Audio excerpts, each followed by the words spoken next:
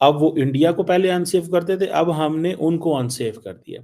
This is what he said. TTP जो है इसने अब भारत की ईमा पर ये चल रहे हैं फितनतुल खवारिज वाले और इनकी फंडिंग भी कर रहे हैं। इन्होंने एक थर्मल इमेजिंग वीडियो जो है वो जारी की है जो कि स्ट्राइक कर रहे हैं ये पाकिस्तान की फोर्सेस पर।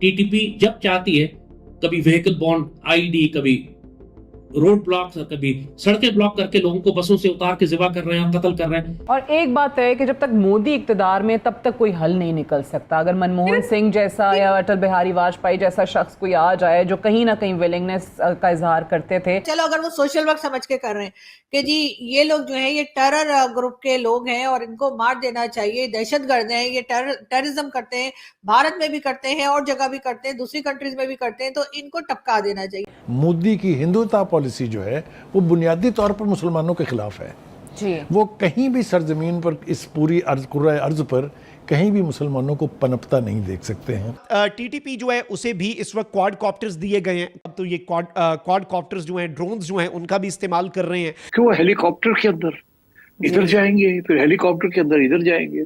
नाउ ये जो क्वेश्चन है, ये जो नैरेटिव है जो प्राइम मिनिस्टर मोदी और उनकी पार्टी और सारे का सारा भारतीय मीडिया जिसको चला रहा है, क्वेश्चन ये है कि इसका पाकिस्तान की तरफ से कोई रिस्पांस नहीं है। इस वक्त मोदी इतना डेस्परेट है कि वो कुछ भी करेगा कि वो इख्तिदार में रहे। धरती माँ के बेटे धरती माँ पर कुर्बान हुए, शहादतें हुई कि रियासत पाकिस्तान अब सीरियस हो गई है, अब ये हार्ड स्टेट है, इसको हार्ड स्टेट कहते हैं। और मोदी की सियासी बका के लिए ये जरूरी है कि ना सिर्फ ये कि वो मौजूदा कश्मीर पर काबिज रहे, बल्कि उस कश्मीर में जो वो डेमोग्राफिक चेंजेस कर रहे हैं ना जी, कि वो पंडित को ला के बसा रहे हैं, वो उसको भी एस्केलेट करें।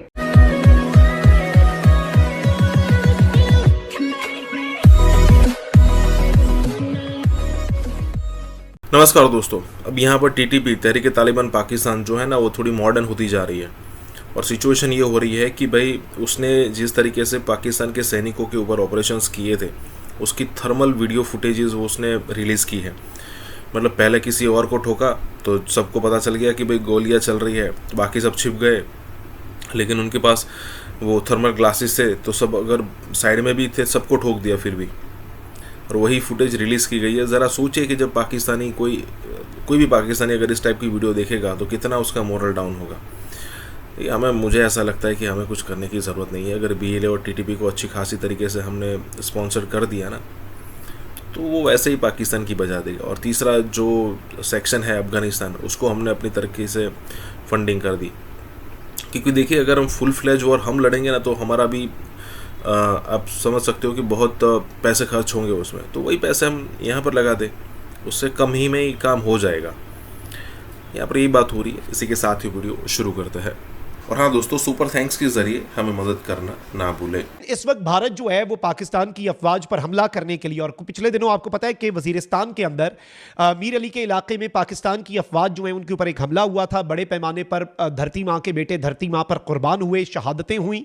टीटीपी जो है इसने अब भारत की ईमा पर ये चल रहे हैं फितनतुल खवारिज वाले और इनकी फंडिंग भी कर रहे हैं। इन्होंने एक थर्मल इमेजिंग वीडियो जो है वो जारी की है जो कि स्ट्राइक कर रहे हैं ये पाकिस्तान की फोर्सेस पर, और जिसमें पाकिस्तान की अफवाज के जवान जो हैं शहीद हुए। अलबत्ता उसके बाद भारत के ये स्पॉन्सर्ड फितने के जो दहशतगर्द हैं, ये जो खवारिज हैं, इनके साथ वही किया गया जो कुरान में भी हुक्म है खवारिज के साथ करने के लिए, और इन्हें चुन चुन कर हमारी तलात के मुताबिक निशाना बनाया गया। 30-35 तो मौके पर वहाँ पर वजीरिस्तान के अंदर मारे गए। फिर वहाँ पर कर्फ्यू भी 2 दिन के लिए नाफिज हुआ, दिन के औकात में दफ़ा 144 भी नाफिज हुई और बड़े पैमाने पर इन्हें हंट किया गया। लेकिन अब इन्होंने ये जो वीडियो जारी की है, इससे एक चीज़ समझ आती है कि इनके पास इक्विपमेंट जो है भारत की ईमा पर जो इन्हें प्रोवाइड होता है, भारत जो इन्हें डायरेक्टली प्रोवाइड करता है, वो भी बहुत सोफिस्टिकेटेड है। अब तो ये क्वाड कॉप्टर्स जो हैं, ड्रोन्स जो हैं, उनका भी इस्तेमाल कर रहे हैं। इट्स अ कॉम्प्लेक्स सिचुएशन, लेकिन वही बात नहीं कि जब आप ऊपर के सारे एलिमेंट्स कवर करते हैं, पॉलिटिकल ओनरशिप है, नैरेटिव है, साइकोलॉजिकल ऑपरेशन है, यही सब कुछ आपको BLA के खिलाफ भी करना है ना। BLA हमारे जवानों को मारकर उनकी लाशों को जला देते हैं, तो हम BLA के साथ ये क्यों नहीं करते? हम क्यों नहीं वो बस से उतार के कत्ल कर देते हैं हमारे मुसाफिरों को और पाकिस्तानियों को? हम क्यों नहीं उसी RCD हाईवे के ऊपर BLA लटका देते? हमने क्यों नहीं किया? Why don't we do it? वही बात कि जो आप TTP के खिलाफ नहीं कर रहे हैं वो आप इनके खिलाफ भी नहीं कर रहे हैं। नतीजा ये है कि जो लोकल पॉपुलेशन है वो ये समझती है कि रियासत कमजोर है, बीएलए ताकतवर है, हम बीएलए का साथ देंगे या बीएलए की मजामत नहीं करेंगे। वो 4 बीएलए के लड़के आते हैं कि शहर के अंदर बैंक जला रहे होते हैं और गाड़ियां जला रहे होते हैं, बाकी 200-250 की आबादी है वो तमाशा देख रही होती है, कोई बोलता नहीं है बीच में, क्योंकि उनको मालूम है कि रियासत का यहाँ कोई वजूद नहीं है। लेवीज है, लेवीज जो ऑलरेडी कॉम्प्रोमाइज हो चुकी है।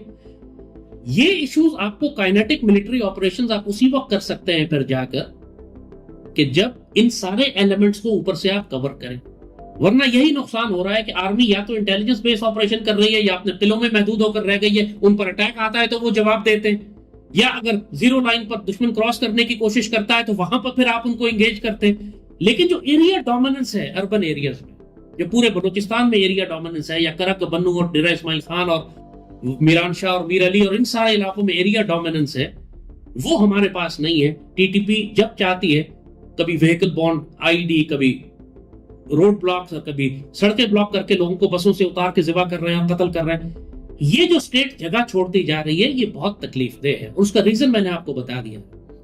आपको कबायली लश्कर बनाने पड़ेंगे, आपको उस इलाके के बड़े बड़े मशर और एल्डर्स और मलक उनको ऑन बोर्ड करना पड़ेगा, आपको इनका जिरगा बुलाना पड़ेगा, साफ फैसले करने पड़ेंगे कि आप हमें, अगर अब रियासत का ये बयानिया और ये फैसला है, अगर जो कोई भी हमें दहशतगर्दों के साथ, खवारिज के साथ काम करता हुआ मिला, उसको हम टैंक के नीचे लिटाकर ऊपर से टैंक गुजार देंगे और उसकी लाश को लटका देंगे चौक पे। ये कर और करके दिखाएं, आप करें, एक मर्तबा करके दिखाएं, देखें पूरे इलाके पर कैसी दहशतदारी होती है। पीपल विल रियलाइज कि रियासत पाकिस्तान अब सीरियस हो गई है, अब ये हार्ड स्टेट है, इसको हार्ड स्टेट कहते हैं। इजराइल की जो भी फ़लस्तीन में सरगर्मियां हैं वो ऑब्वियसली पूरी दुनिया के सामने हैं। वो शख्स बेंजामिन नेतन्याहू जो कि एक आलमी अदालत से एक कॉन्विक्ट हो, उसको सज़ा हो चुकी हो, अब वहाँ पे दुनिया खामोश है और वो भी ऑब्वियसली देखता है, मोदी भी देखता है, भारत भी देखता है कि जनाब when he can get scot free तो हमें कौन रोकेगा, हमें कौन पूछेगा। मैं आपसे यही गुजारिश कर रही थी ना कि जो कुछ हुआ है उससे इंडिया की इनसिक्योरिटी बढ़ी है, तो उसकी वजह से जो ग्राउंड पे हो रहा है वो मुझे बहुत पॉजिटिव नहीं लगता। सबसे बड़ी बात ये कि इंडिया ने डिफेंस एक्सपेंडिचर बढ़ाया है जी। India left right and centre इस वक्त डिफेंस परचेजेस कर रहा है।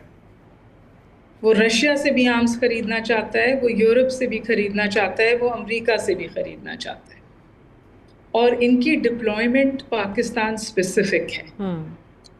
और मोदी की सियासी बका के लिए ये ज़रूरी है कि ना सिर्फ ये कि वो मौजूदा कश्मीर पर काबिज रहे, बल्कि उस कश्मीर में जो वो डेमोग्राफिक चेंजेस कर रहे हैं ना जी, कि वो पंडित को ला के बसा रहे हैं, वो उसको भी एस्केलेट करें, और वो एस्केलेट कर रहा है। और ये आप बिल्कुल बजा फरमा रही हैं कि वो इज़राइल से इंस्पायर होता है। तो गजा को कहते थे largest open air prison on the face of, लोग कश्मीर को भी वही कहते हैं। बिल्कुल भी वो अपने लोगों को भी नहीं जाने देते हैं, अपने जर्नलिस्ट्स को भी नहीं जाने देते हैं। ये जो सूरत हाल है वो बेहतर होती हुई नजर नहीं आ रही। मुझे ये तो नजर आता है कि Pakistan is on a winning streak. ठीक है, फॉरेन पॉलिसी पे बहुत अमेजिंग फुटवर्क किया है और पाकिस्तान पोजीशन वैलिडेट हुई है। क्या ये पोजीशन वैलिडेट होगी in the resolution of the Kashmir issue? वो आप कह रही हैं कि इतनी पॉजिटिव सूरत हाल नहीं है। चीज को देख के बहुत हैरान हुआ हूँ कि पाकिस्तानी जो सारी की सारी, जैसे वो कहते हैं ना, लीडरशिप का माइंडसेट एक थोड़ा सा डिफेंसिव है। तगड़ा होना चाहिए, सख्त होना चाहिए।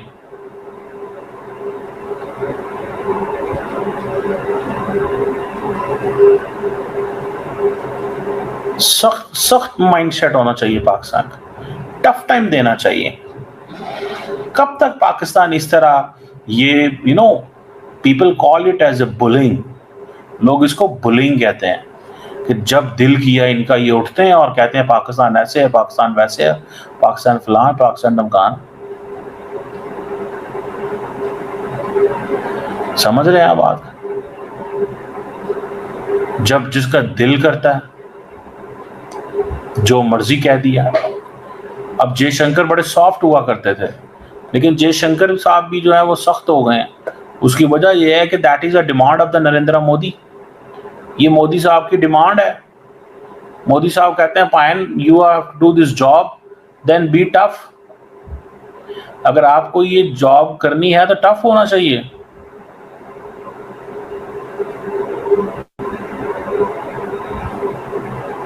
समझ रहे हैं आप बात को?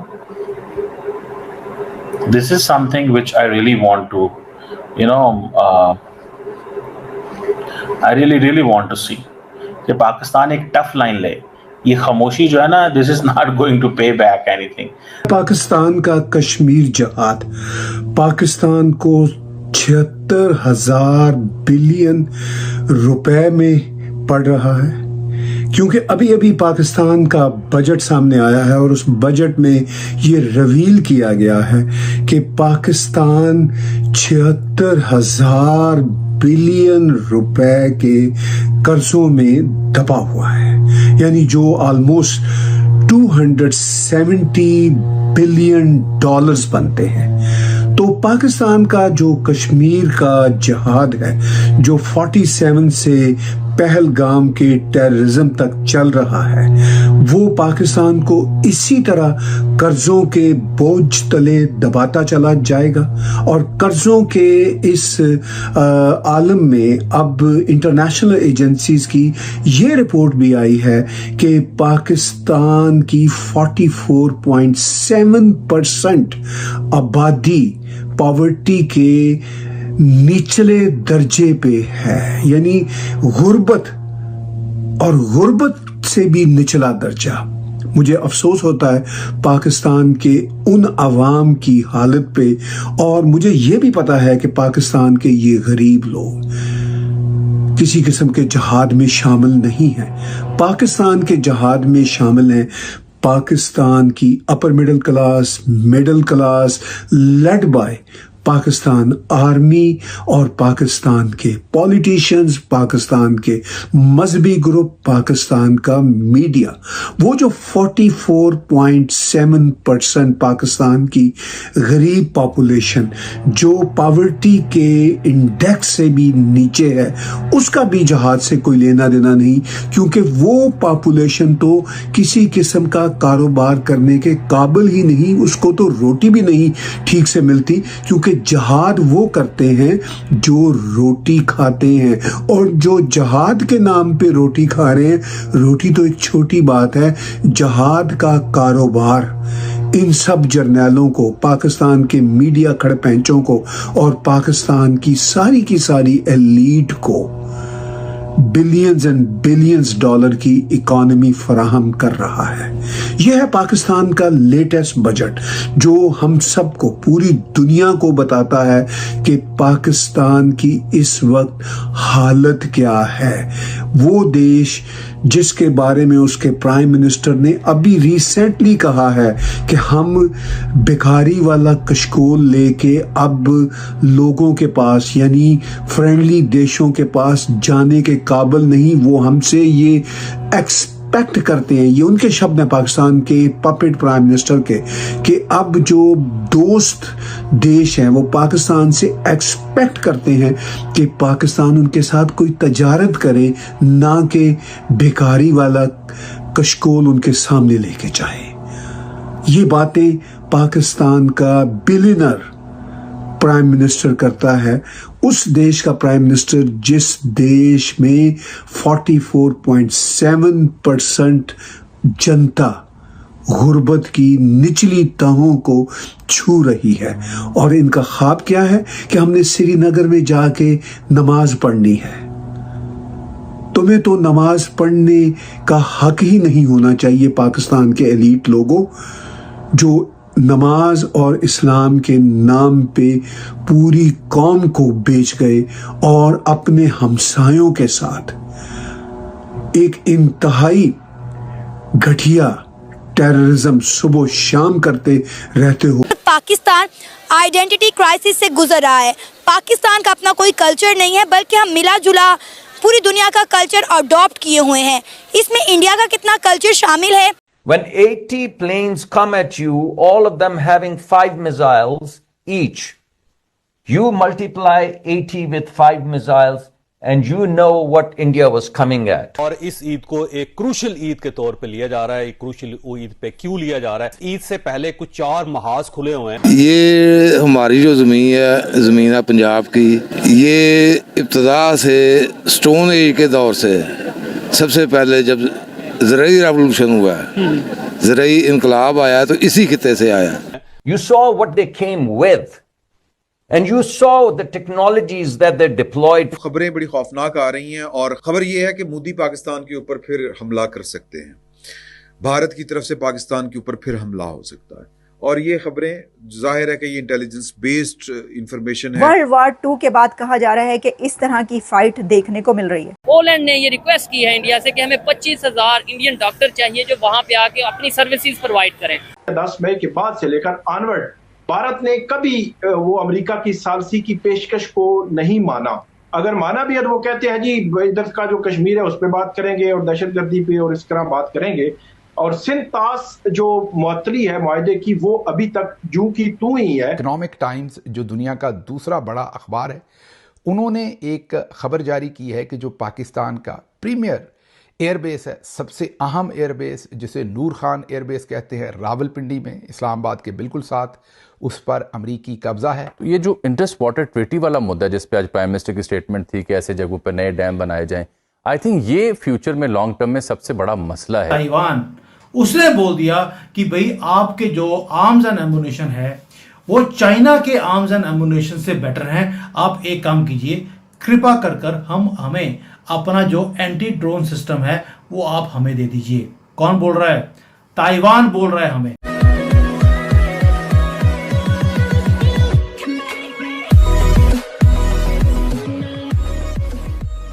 नमस्कार दोस्तों, अब यहाँ पर बात हो रही है कि भाई पाकिस्तान के अंदर आजकल सिचुएशन ये हो रही है कि पाकिस्तानी लोग, पाकिस्तानी जनता, पाकिस्तान की गवर्नमेंट फ़िलहाल कोई त्यौहार मनाने के लिए भी अभी तैयार नहीं है।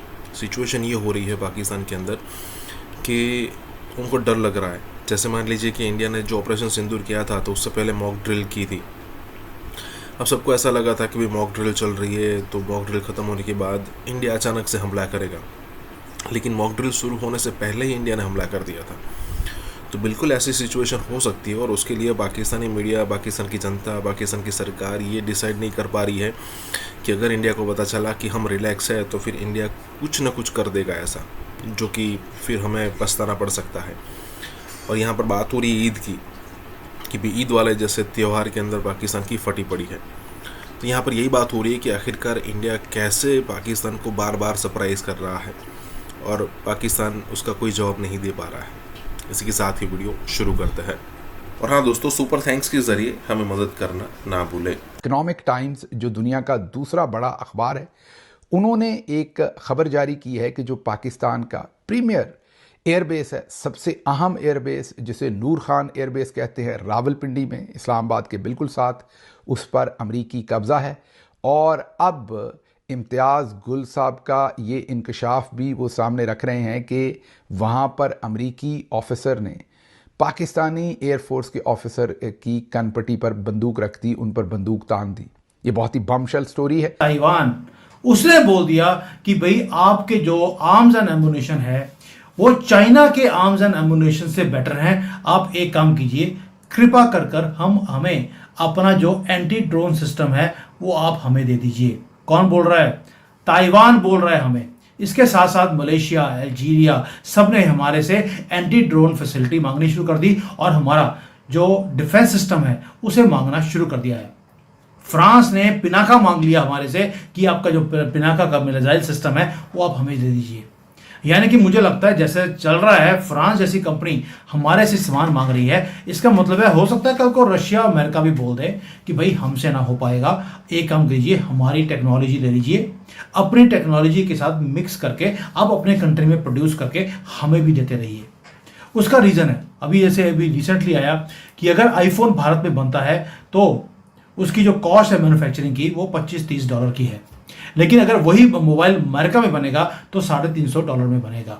यानी कि we are 90% cheaper than anybody else. तो कई लोग बोलते हैं अमेरिका में देखिए जी $1 ट्रिलियन का डिफेंस के ऊपर खर्चा हो रहा है और भाई उनका 1 ट्रिलियन का मतलब है हमारा 100 बिलियन से कम, और हमारा बजट भी 70-80 डॉलर का ही 70-80 बिलियन डॉलर का है। यानी कि हमारा खर्चा और अमेरिका के 1 ट्रिलियन के बराबर है, because we are now the cheapest manufacturer in the world, cheaper than China also.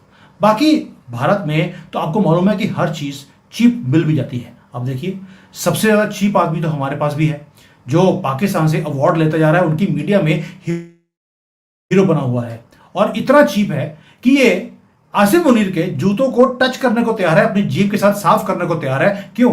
क्योंकि इसको प्रधानमंत्री बनना है भारत के लिए। तो चीपनेस की भी हमारे पास कमी नहीं है और चीप मैन्युफैक्चरिंग की भी कमी नहीं है, क्योंकि भारत राइज कर रहा है। और मैंने आपको पहले बोला कि हमने भारत को अमेरिका और रशिया के चंगुल से बाहर निकाल लिया। वो क्यों बोल रहा हूं? क्योंकि भारत राइज कर रहा है आज दोस्तों, सिर्फ इसलिए नहीं कि हम पूजा पाठ करने वाले लोग हैं या हम प्रोमिसेस देते हैं। No, we are doing it with power, real power, power to produce, to protect and to win. अब हम जो 75 साल से हमारा देश भीख मांगता था हथियारों के लिए, कभी हम बोरो करते थे कि अब हमें अपना पुराना कोई एयरक्राफ्ट कैरियर दे दीजिए, सबमरीन दे दीजिए, हम उसको यूज कर लेंगे अगर 30-40 साल आपने यूज किया हो, क्योंकि हमारे पास पैसा नहीं है।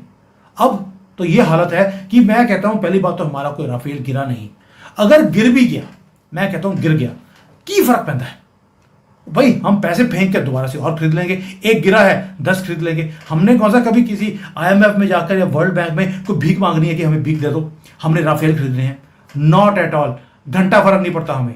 और एक गिरे 2 गिरे, भाई युद्ध है, लड़ाई में आपका प्लेन गिरेगा भी और सामने वाले का भी गिरेगा। सामने वाले के प्लेन गिरे हैं, लेकिन इस बूट लीकर ने पाकिस्तान को नहीं पूछा कि आपके कितने प्लेन गिरे, हमारे से पूछ रहा है गिर गए तो गिर गए, की फर्क पड़ गया। लेकिन यही बोल रहा हूं क्योंकि इनको फर्क पड़ता है राहुल गांधी को, क्योंकि इनके टाइम पर तो भीख लेकर, लोन लेकर, कभी पुराने चीजें ले ली कि कोई अगर हमारे जो एयरफोर्स के लोग हैं, नेवी के लोग हैं, मर जाएंगे तो क्या फर्क पड़ेगा, हाथ बांध के रखे हुए थे। लेकिन अब मोदी जी ने हाथ खोल दिए, ना हम भीख मांगेंगे, हिंदू कभी भीख मांगता ही नहीं है, ना बोरोड मनी पे हम काम करते हैं, हम क्रेडिट कार्ड पे जीने वाले लोग नहीं है दोस्तों। इसलिए बोल रहा हूं मोदी जी ने भारत को रशिया, फ्रांस, अमेरिका सभी के चंगुल से बाहर निकाल लिया, क्योंकि ये वो कंट्रीज हैं जो हमें भीख में हथियार देती थी जब वो चाहते थे तब। अब हम पैसा फेंकते हैं और सामान खरीदते हैं, और हमारी जो सोल्जर्स हैं अब उनके पास लेटेस्ट वेपन्स आने शुरू हो गए हैं जो पहले कभी थे ही नहीं।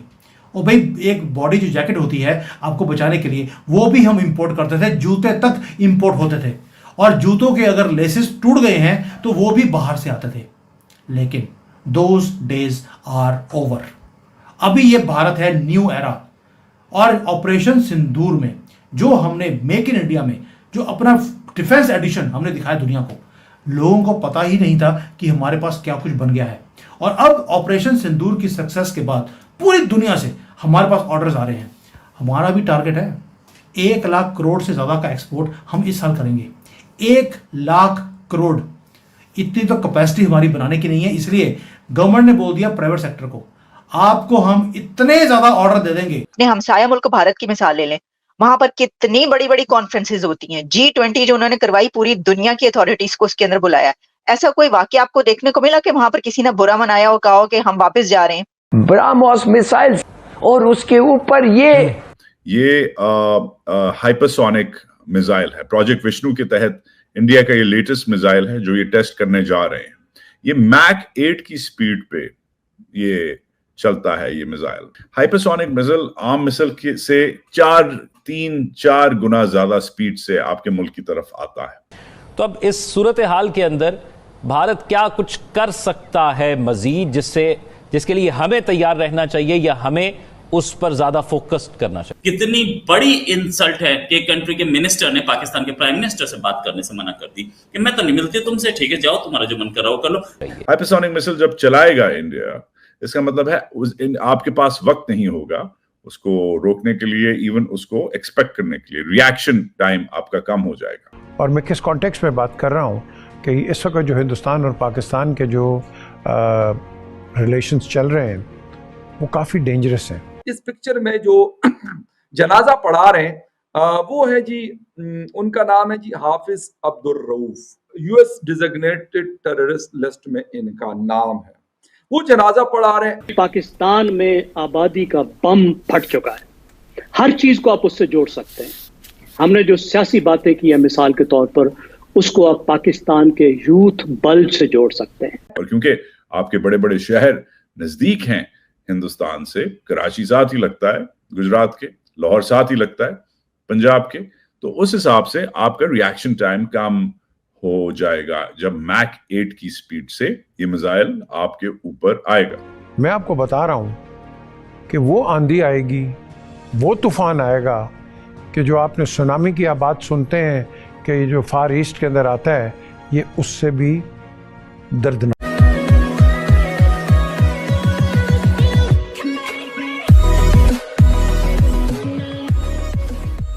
नमस्कार दोस्तों, अब यहाँ पर बात हो रही है कि पाकिस्तान के पास ब्रह्मोस का जवाब नहीं है, ना ही आकाश डिफेंस सिस्टम का जवाब है, ना ही पृथ्वी, ना ही अग्नि मिसाइल का जवाब है। और ऊपर से हो ये रहा है कि भाई इंडिया जो है वो सुपरसोनिक, अब सुपरसोनिक का तो जवाब छोड़ ही दीजिए, लेकिन सुपरसोनिक का भी बड़ा वेरिएंट अब इंडिया जो है वो, जिसकी स्पीड होगी मैक 8, जो कि नॉर्मल सुपरसोनिक मिसाइल से भी 4 गुना या फिर 5 गुना ज़्यादा हो सकता है। अब यहाँ पर इंडिया उसके परीक्षण की तैयारी कर रहा है। और पाकिस्तान की फटी इसीलिए पड़ी है कि भाई ब्रह्मोस जैसे मिसाइल को हम डील नहीं कर पा रहे हैं, यहाँ तो सुपरसोनिक की बात है। पाकिस्तान के पास तो उतना जवाब ही नहीं होगा, उतना समय ही नहीं होगा कि वो जवाब दे पाए या फिर उस सिस्टम को रोक पाए। जवाब देना भी छोड़ दीजिए, उस मिसाइल को रास्ते में रोक पाए, क्योंकि देखिए हर किसी न किसी कंट्री के पास डिफेंस सिस्टम होता है। तो यहाँ पर यही बात हो रही है कि इंडिया जो है वो कुछ ना कुछ करता जा रहा है और इंडिया के पास अपना एक अलग सा बजट है, जो कि पाकिस्तान के लिए तो डेफिनेटली काफ़ी है। इसी के साथ ये वीडियो शुरू करते हैं। और हाँ दोस्तों, सुपर थैंक्स के जरिए हमें मदद करना ना भूलें। एक साथ वाले मुल्क में एक खौफनाक किस्म का एक नया इम्पेटस आया है, एक मूवमेंट आ गई है, एक मोमेंट आ गई है हिंदुस्तान में, जिसमें ये होने लग गया है।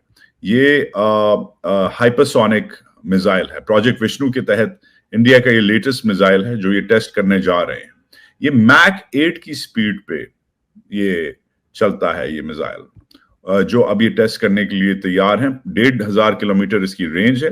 ये ETLDHCM इसका नाम है, इसका वर्किंग टाइटल है। ये न्यूक्लियर केपेबल भी है और ये कन्वेंशनल केपेबल भी है। हाइपरसोनिक मिसाइल आम मिसाइल से 3-4 गुना ज्यादा स्पीड से आपके मुल्क की तरफ आता है। हाइपरसोनिक मिसाइल सिर्फ दुनिया में 3 ममालिक के पास है, अमेरिका, रशिया और चाइना। और अब हिंदुस्तानी चौथा मुल्क बनने वाले हैं जिनके पास हाइपरसोनिक मिसाइल होगा। हाइपरसोनिक मिसाइल जब चलाएगा इंडिया, इसका मतलब है आपके पास वक्त नहीं होगा उसको रोकने के लिए, इवन उसको एक्सपेक्ट करने के लिए। रिएक्शन टाइम आपका कम हो जाएगा। और क्योंकि आपके बड़े बड़े शहर नजदीक हैं हिंदुस्तान से, कराची साथ ही लगता है गुजरात के, लाहौर साथ ही लगता है पंजाब के, तो उस हिसाब से आपका रिएक्शन टाइम कम हो जाएगा जब मैक 8 की स्पीड से ये मिसाइल आपके ऊपर आएगा। तो इंडिया तो तैयार हो गया है और रोज इंडिया की बातों से लग रहा है कि वो बैक ऑफ नहीं करेगा। लेकिन इस दौरान एक चीज और भी बड़ी अहम डेवलपमेंट आ रही है और आप लोग हैरान होंगे कि यार ये क्या चीज है।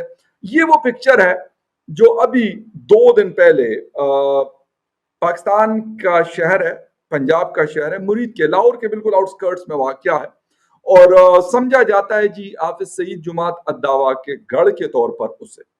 वहां पर जब इंडिया ने रात को एयर स्ट्राइक किया और वहां पर जो लोग अपनी जान से गए, मुरीदके में जो अल्लाह वाली गालिबन उस मस्जिद का नाम है, वहां या उसके आउटस्कर्ट्स में, मतलब करीब जो घर वर होंगे उसके अंदर ये लोग रहते होंगे, वहां पर जब वो लोग मारे गए तो उनकी फ्यूनरल अदा हो रही थी और वो मैं आपको वो पिक्चर भी अलग से दिखाने की कोशिश करूंगा। ये वाली पिक्चर है, ये वाली पिक्चर है और ये पिक्चर ऐसे है कि मसला ये नहीं है कि ये भाई फ्यूनरल, लाजमी सी बात है, हर रिलीजन का अपना एक तरीका होता है, अकॉर्डिंग टू दैट जो है सारी चीजें की जाती हैं। लेकिन इस पिक्चर में क्या है, इस पिक्चर में जो जनाजा पढ़ा रहे हैं वो है जी, उनका नाम है जी हाफिज अब्दुल रऊफ और हाफिज सईद के करीबी हैं, गालिबन भतीजे हैं या जो भी हैं, लेकिन करीबी रिश्तेदारों में से।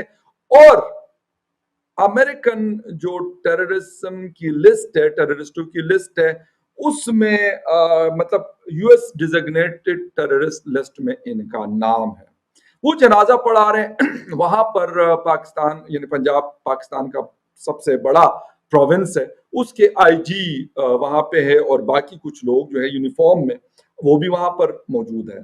ठीक है, पाकिस्तान है, मतलब हम करते हैं लोगों की शादी जनाजे ये वो जाते रहते हैं दुआओं पे, लेकिन द थिंग इज कि क्या इस तरह की चीज को हम क्या इंटरनेशनली फिर डिफेंड कर सकते हैं, ये बड़ा अहम क्वेश्चन है। और इंडियन जो सेक्रेटरी फॉरेन अफेयर्स हैं, बल्कि शायद ये स्पोक्स पर्सन है if I am not wrong, एक तो मिस्री साहब हैं, उन्होंने इस पिक्चर को उठाया है और बाकायदा मीडिया ब्रीफिंग में इसको शो किया है कि भाई हमने आपको कहा कि हमने टेररिस्ट आउटफिट्स के ऊपर अटैक किया है और हमारा जो क्लेम है वो बिल्कुल जेन्युइन है। अब कोई इस बात के ऊपर मुझे नहीं पता कि पाकिस्तान इसको सीरियस लेता है नहीं लेता, आई डोंट नो दैट, लेकिन बहरहाल ये चीज नोटिस की गई। और जब मतलब मैंने खुद जब देखी, मैं आपको सच बता रहा हूं, मैंने जब खुद ये पिक्चर देखी लास्ट नाइट, बल्कि लेट नाइट में मैंने ये पिक्चर देखी, तो मैं खुद बड़ा हैरान हुआ हूं। मैंने कहा यार आप मतलब कोई तरीका तो होता है किसी भी चीज का, आप जब ये इस तरह की चीजें करेंगे तो यकीनन फिर हम कहते हैं जी पाकिस्तान के अंदर हिंदुस्तान ने अटैक किया और उसके ऊपर इंटरनेशनल कम्युनिटी ने कोई ऐसी पाकिस्तान से यानी कोई यकजहती या सॉलिडारिटी का कोई खास इजहार नहीं किया। अब ये वाली पिक्चर जो है ये एक पिक्चर है। अच्छा, इसके साथ साथ जो तहरीक तालिबान पाकिस्तान है उन्होंने कॉन्डोलेंस का लेटर जो है वो जारी किया है और मौलाना मसूद अजहर जो हैं उनकी फैमिली के जो लोग मरे हैं उनके साथ यकजहती का और उनके लिए नेक कलमात का इजहार किया उस लेटर के अंदर। उसकी वजह भी मैं आपको बताता हूं कि मौलाना मसूद अजहर जो है बेसिकली वो ठीक है कश्मीर के हवाले से भी वो बड़े फेमस है, लेकिन उन्होंने अपना जो आगाज किया था वो अफगानिस्तान से किया था। और अफगानिस्तान वैसे वो घूमने फिरने गए थे, लेकिन फिर उन्होंने 40 दिन की ट्रेनिंग ली और उसके बाद बात बढ़ते बढ़ते आगे यहाँ तक बढ़ गई कि बाकायदा वो जैश के